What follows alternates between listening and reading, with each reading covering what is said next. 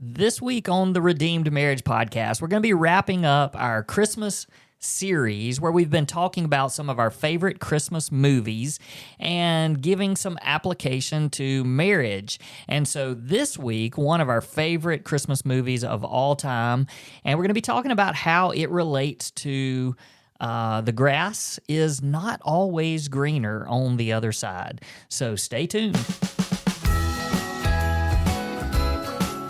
Hello, folks. Welcome back to the Redeemed Marriage Podcast. This is going to be our final episode of 2023, right? That's crazy, yeah. Yeah, so Christmas for us, when we're actually recording this, is a week from tomorrow. And then, of course, we will have the new year that will come the next weekend. And then 2024 is here. So we're kind of in the middle of all things Christmas around here. Heather's been wrapping presents all day. I have not been wrapping presents all day. I know my place in this world, and it is not that. So Heather made fun of me for the introduction that we just did. It was funny. And then you actually said the words, it's like doing a podcast with a 2-year-old. No, it was because in case every now and then you hear a little, it's because Heather decided she would eat a little snack on her way up to the podcast room upstairs. And I couldn't help it. It's white trash. Who can resist white trash? Yeah. And so then she proceeded to give me the... Hey, do you think everybody knows what white trash is? Or do you think that's just a Mississippi thing? I have no idea. You can tell them if you want to. If you have not had white trash, you should Google it. It's like Chex cereal and Cheerios and M&Ms and pretzels, and I think that's it. And you mix it all up with white chocolate. It is so good. It's kind of like regular trash, except it's white. There's probably people out there that have no idea what regular trash is. Chex Mix-ish. Yeah, like Chex Mix. Mm-hmm.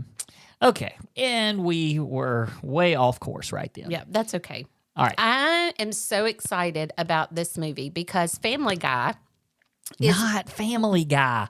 Oh. Family Guy is like, isn't that weird? Oh, that's that cartoony Yeah. thing. No. Not Family Guy. Ex-nay, the Family Guy. No, Family Man. The Family Man. Yeah. Such a great movie. It's old. Did you look up when it released? No, I didn't. I shall look it up while you introduce, because it's important for these people to know that it's old because they may not have ever heard of it before. But it's Okay. Nicolas Cage. Look it up for us real Okay. quick. Are you finding it over there? Yeah. Okay, here it is. So it's Nicolas Cage and Tay Leone. I love her too. But it was written, it came out in 2000. Okay. So it's 23 years old. That's pretty significant, right? Yeah, we're just old, so it doesn't feel very old. We're like, oh yeah, because it wasn't in the 80s when we were growing up. So it's brand new. 2000. And it's listed as It's a comedy new release. / romance. But anyway, so if I had to pick, now I know there's the whole... Well, hold on a second. Oh. When we were talking about it, I said to you, one that we've never done is Family Man. Mm-hmm. And I said, is it a Christmas movie? And you were like immediately, oh yeah. So yeah, why? Because it's not. It takes place at Christmas, and it was released December 22nd. So it's Okay. definitely a Christmas movie. Okay. Way more than Die Hard is, just because it takes... no. You just said the same thing. You just gave the same exact argument for Die Hard because you said, why is Family Man? Oh, because it takes place at Christmas. Die Hard is Christmas Eve. Okay. What? So I get that I just don't think you can compete with Christmas Vacation and Elf and Die Hard. Die Hard. You just said it. Because of our For Family. I think that those are as in general, I think that if we had to pick a Christmas movie, it would, except Jingle All the Way. Yeah. So good. But I love Family Man. Yeah. All right, let's give the quick version. Come on. You do it. Why? Okay, I'll tell the quick version because you have all the wonderful lessons from it. No. Go. Yeah, you do. Okay, so Nicolas Cage is a very successful businessman. Single, lives in the high-rise apartment. I mean, has the crazy car, has a different woman in his apartment every night. I mean, just what he dreamed about being, I guess, is what he thought a success was. And it flashes back to when he dated Tay Leone right outside of I guess in college. And he leaves her to go on a trip. And she said, I'm afraid if you get on that trip plane. Yeah, it was an internship for his business. Mm-hmm. And she said, I'm afraid if you get on that plane, you'll never come back. And he was like, no, I'll be back. I love you, blah, blah, blah. And then it flips forward and he obviously never came back because he's this business guy. Okay, so very successful businessman. Then he meets somebody that through some events, he goes back in time and he wakes up. Well, not necessarily back in time. It's still the same time, but he had a different life. Yeah. So he wakes up. Yeah, the person. It's almost like a Christmas Carol. Yeah, where where they get to see scenes of Christmas past, Christmas future, like that kind of thing. Yep. But this is just the person that shows up, whether it's an guardian angel or whatever, and he takes him and just plops him down into this completely different life. Yeah. So it's not like he sees three different things. It's just, this is what your life would have been like if you had chosen her. And so he wakes up in the bed with her Christmas morning. Well, is it Christmas morning? I think it is. Yeah, or close to it. I don't know. Anyway, he wakes up and he's in the bed with her and he's like, what in the world? And she's like, there are kids running in and, and he's like, where am I? And he tries to leave and, freaks out because that's not the life he wanted.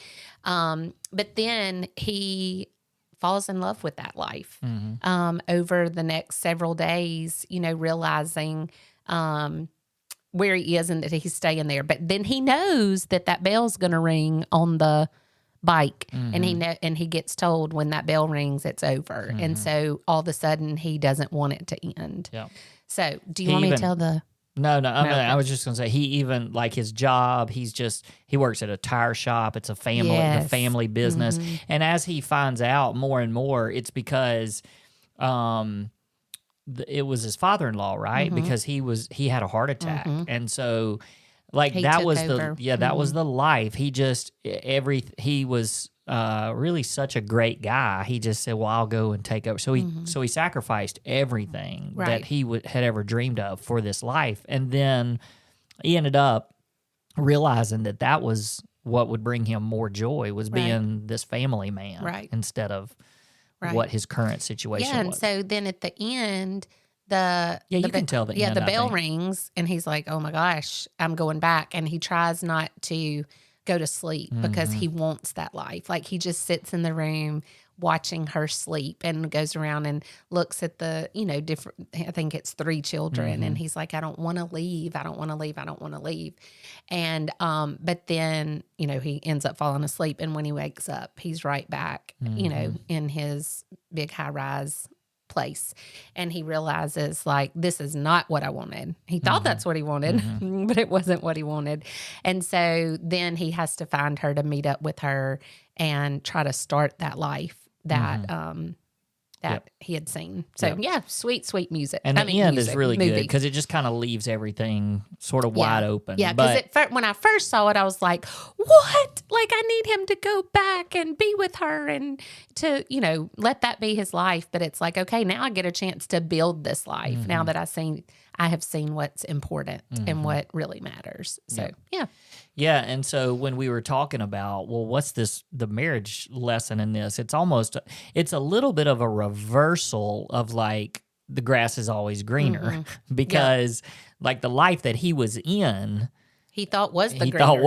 And then it ended up being what I really wanted was this family. And so, I started thinking about just how much, we get stuck in this family man, family woman life, and we're thinking, there's always something, we think there's something better.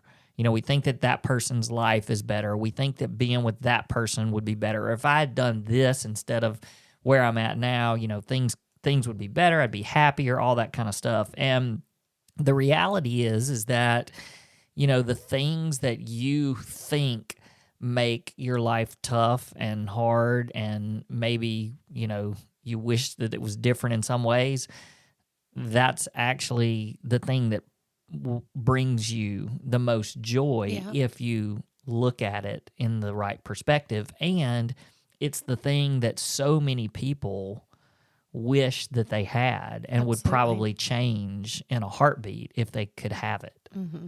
And it's just choosing to have joy where you are, and one of the things, we didn't even talk about this, but one of the things that in that movie that is fascinating when you look at it through the lens of how to make your marriage better is when he woke up in the new life as a dad, as a family man, there were obviously parts where the wife let on that he had not been the best husband lately, or had not been the best dad lately, that maybe he had gotten a little grumpy in his having to go to work every day at the tower place.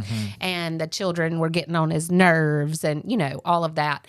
But when he realizes and he starts falling in love with being a family man, then he makes things better. Yeah. And he starts, hitting her on the butt as she walks by, and she's like, what's gotten into you, because he's making things better in that. Because he's happy. He realizes how happy that life makes him. Right. And then the other part of the movie that is, it's just singing that same song, is he realizes his best friend is miserable in his marriage and he's wanting out. He's like, I can't do this all the time.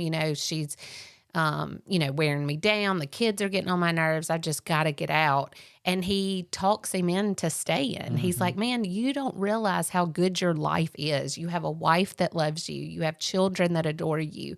Why are you trying to, and I think he even was like, I could, have that woman that at the bowling alley or whatever. And he's like, don't mess up what you have. I don't know. So it's just a really sweet reminder that, you can be in a marriage and think, oh, the grass is greener on the other side, and really it's not. Or you can be in the place that you thought was so good and it's not, or you haven't found joy in where you are. And that's the part that was really, really sweet to me when we were talking about the movie is, he had these two different worlds, but he found joy in being where he was. And that's just, I think so many of us miss it. We get so wrapped up in the if he would just or if she would just, instead of making it our responsibility and our job to find joy in the circumstances we're in. One of the things that I really love about that movie, because as you were talking, I was just playing it back in my mind, and I was thinking about all the simple things that he experiences. His lifestyle was so flashy, and he gets to this new lifestyle and everything is completely different. And even when he goes to his closet to pick out his clothes, it's just because he's used to wearing a new suit almost every day.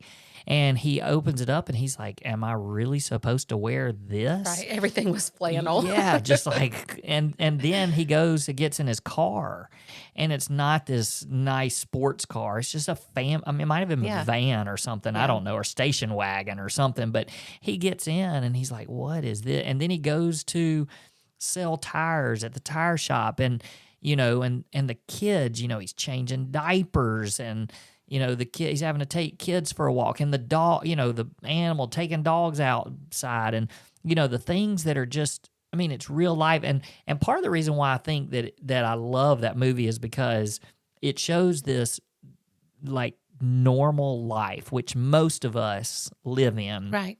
And it's not a Hallmark movie. It's not where everything is perfect. It's just like, this is real life. And what he comes to realize at the end is this, what most people see as real life, it doesn't get any better than that. That's right. And, people think that there's always something better. And I think too, I love that you pointed out that he did make things better. Like his family started seeing a different, a new man, because all of a sudden he gained this completely new perspective of, man, this is what I've always wanted. And so he makes life for himself better. He makes life for his family better. And I think that there's a lot of us that just can get stuck in this, it's family, it's the same old, and getting up and going to work and coming home to the same spouse and coming home to the same problems and the same kids. And so much of it is just saying, man, it doesn't get any better than this, so I'm going to make it the best that I can make it. That's right. And just knowing that you can't count on your family to bring you joy. Like that comes from within, and you can, obviously we find our joy. It's Christmas time. We're talking about that Jesus is the joy. He is the joy to the world. And so he's our joy, and that gets to overflow onto our family, and just making sure that we take that responsibility for our own. And I know it's called the family man, but this is for women too. Like just knowing that our perspective, what the lens that we look through has to be the correct one of thanksgiving and one of happiness and joy, because it's not greener on the other side. It's just realizing what you have and being so incredibly thankful for what you have and making that your best. Yeah. You mentioned the friend, and the friend just kind of trying to get out of his marriage. He was so bummed, and like he was able to, really talk him out of it and say, no, you need to remain faithful. And I think there was even, if I remember right, there was even somebody that started flirting with him. Yeah, that was the bowling alley girl. Yeah, and so he, in his with Nicolas Cage. With the main character, and who he was in his real life, would have never thought. That's the way he lived. It was like, which girl is next, and he was quick to like put it down and say, no, I'm going to be faithful to, to my wife and my family, and, completely changed who he was even in reality. Right. Because he realized, man, I'm not messing up. I'm not messing up this. And what he was in danger of messing up was kids that he had to change their diapers for, and kids that are throwing food around, and the rushing around of fixing breakfast and fixing lunches for people and getting in this old car and going to his same boring job every day.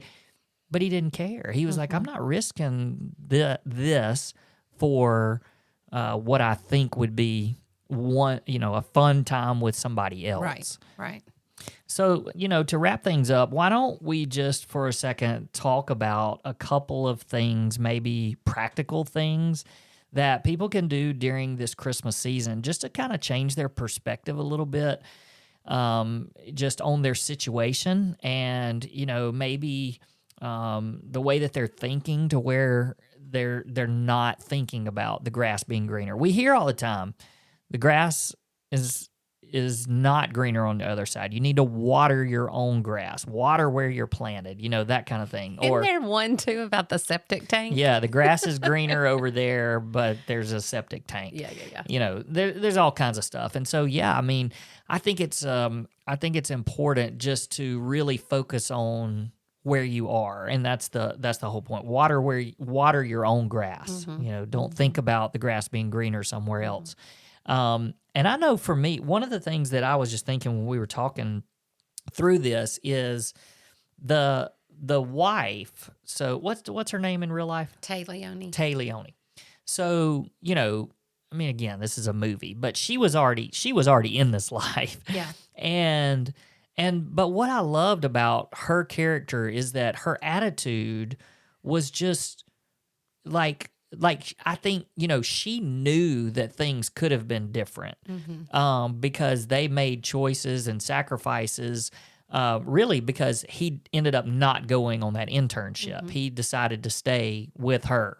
And then I think that he still had an opportunity, and they both did, to be successful in their careers, but he made the family decision to stay and work for the family because they needed somebody to take over the tire business, and so. But her attitude the whole time was just, "Hey, we could have made other choices, but this is where we are."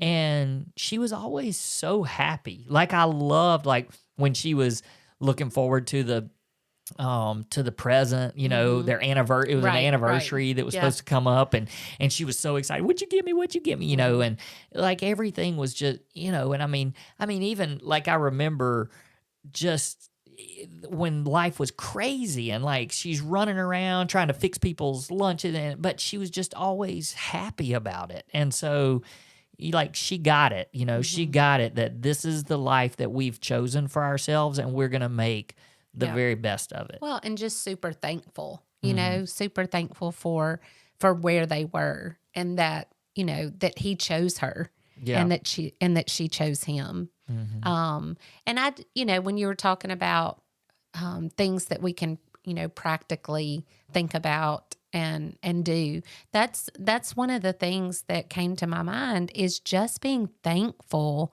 for the life that you have.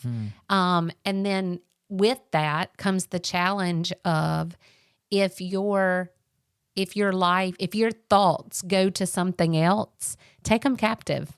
I use 2 Corinthians 10:3-5 all the time because it is a life verse for me, in taking your thoughts captive, and not only taking them captive, but making them obedient to Christ. And that is just so powerful in this context of, if there's, the bowling lady that flirts with you, or not inappropriate, but a text from the opposite sex that you're like, this is not, okay, it's not business, it's something else, or anything that comes in, even the thought of what life would be like if you had made different decisions, just taking those thoughts captive and being, obedient to the fact that you're in a covenant relationship with your wife, and therefore you have covenant relationship with your children as well, like promises to them to be the best mom you can be, the best dad you can be, and to make your marriage the best it can be. And that's, just being committed to that, and not looking through the lens of victim or woe is me or everybody else has it better, but looking at it through the lens of being super, super grateful for where you are. I think that the two main characters, because Nicolas Cage and Tay Leone, their contrast, I think, is a contrast in what marriages are, because there are marriages out there that they're good, and the perspective of Tay Leone in the movie is she's just happy the choices that they made brought them to where they are, and they're just living. And so her perspective is really good. So I'm saying that those marriages out there that are like, hey, we just need to be really thankful. But there are marriages, though, that people that are listening to us going, no, like this is not good. The marriage that I'm in and the way it is not good. And, that's what Nicolas Cage stepped into, because when he first got there, it was not, it was, this is not good. Like, this is not what I chose. Get me back to where I was. Yeah, I did not choose this for myself. I did not want, this job, these kids, all of that. But what he did was, like we've already said, he started changing his actions. Where for her, it was more of an attitude. It was more of a, hey, I'm just thankful for this. But for him, he was in a spot that it wasn't as good as what he was expecting. So he started changing to make it even better and to involve himself into making change to make it a better situation for him. So, I mean, I would just say that for those of you that are out there that are like, no, I'm not in a good situation. Like, our marriage is bad. It's hard. Things are hard financially. I don't enjoy my job, all of those things. And so much of it does become, okay, well, what can you change about yourself to start making all of those things better? And you start being the catalyst and the agent of change. Yep. In that. Yep. All right. So, Merry Christmas, everybody. Christmas. And Happy New Year. Happy New Year. We've got some great, fun things in store for the new year. So, a lot of that's going to be rolling out in the next couple of weeks. You're the one that sounds like you ate white trash. Yeah, and I did not.